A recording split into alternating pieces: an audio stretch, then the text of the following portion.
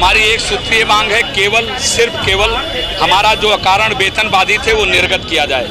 हम 25 वर्षों से वेतन पा रहे थे, कहीं मई से, कहीं अगस्त से, कहीं दिसंबर से, कहीं जनवरी से वेतन बाधित कर दिया गया है और कहीं कहीं कुछ जनपदों में लगातार वेतन प्राप्त हो रहा है।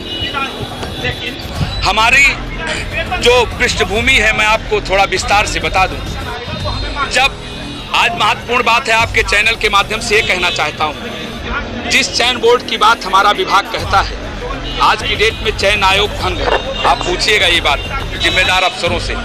3200 टीचर इस समय प्रदेश में रिटायर्ड हैं। उसमें बहुत ऐसे टीचर हैं जो साइंस के, मैथ के और इंग्लिश के रिटायर्ड हैं। और उसके बाद उन विद्यालयों में अगर अध्यापक मैथ और साइंस का और इंग्लिश का नहीं होगा, उन बच्चों के भविष्य के बारे में आप खुद समझ सकते हैं, क्योंकि आप विद्वान साथी हैं, क्योंकि आप प्रबुद्ध वर्ग से आते हैं। हम लोग उन परिस्थितियों में विद्यालय को सजाने संवारने का काम किया जब विद्यालय में मैथ, साइंस और इंग्लिश का टीचर रिटायर्ड हो गया था।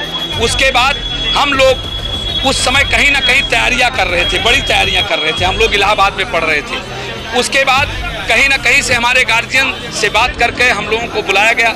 ये हुआ, उसमें मैं भी पढ़ा हूँ, तुम भी पढ़े हो। उस विद्यालय में ताला बंद होने जा रहा है, बच्चे अपना नाम कटा के जा रहे हैं। हम लोग पढ़ाने का काम किए। आज 25 वर्षों से हम लोगों को वेतन प्राप्त हो रहा था। मेरी 2003 की नियुक्ति है और अकारण साल भर से हम लोगों का वेतन रोक दिया गया है। एक सूत्रीय मांग है, केवल हमारी वेतन दिलाने जाए।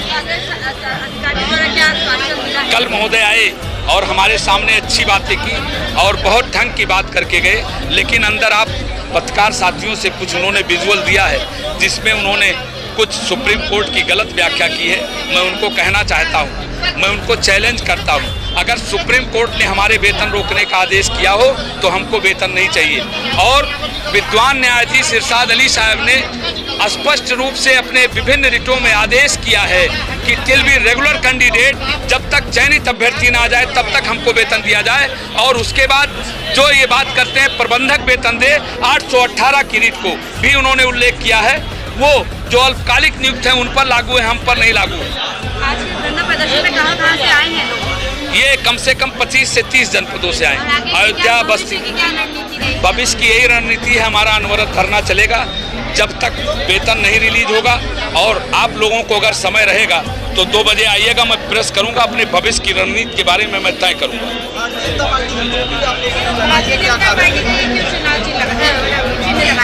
देखिए, हम शिक्षक हैं, हम सबसे पहले, और दूसरी बात हम ब्राह्मण और ठाकुर हैं। हमारी सनातन संस्कृति है। ये भी पूछ लीजिए, उधर बजरंगबली की फोटो भी लगी है, योगी आदित्यनाथ की भी लगी है। नहीं, ये भी दिखा दीजिए, ये भी पूछ लीजिए।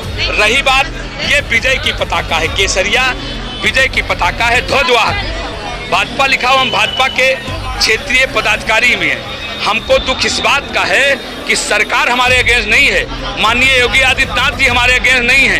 कहीं ना कहीं अधिकारियों ने उनको भ्रम पैदा किया है और हमारे बारे में भ्रमित करने का काम किया है। जिस दिन हमारी वार्ता हो जाएगी, हमारी बात तो सुन लेंगे, हमारा वेतन भी रिलीज हो जाएगा और कुछ अधिकारियों की खाट भी खड़ी हो जाएगी, ऐसा मेरा विश्वास है। भारतीय जनता पार्टी का कार्यकर्ता होने के नाते ये अपनी बात रख रहे हैं या फिर एक शिक्षक होने के नाते? मैं शिक्षक होने के साथ साथ मुझे गर्व भी है, कहने में शर्म नहीं है। चाहे जितनी बार पूछोगे, मैं भारतीय जनता पार्टी का कार्यकर्ता हूँ, रहूँगा, चाहे जो भी हो जाए, क्योंकि उनका राष्ट्र सृजन के बारे में सोच है, इसलिए मैं मानने का काम करता हूँ। जब राष्ट्र के बारे में सोचता हूँ तो पेट की भूख जो है वो मिट जाती है, राष्ट्र का जो भावना है वो जागृत हो जाती है। प्रयास करने का प्रयास किया, 2 बार 3 बार मैंने मुख्यमंत्री कार्यालय संपर्क किया, लेकिन अपॉइंटमेंट नहीं मिला।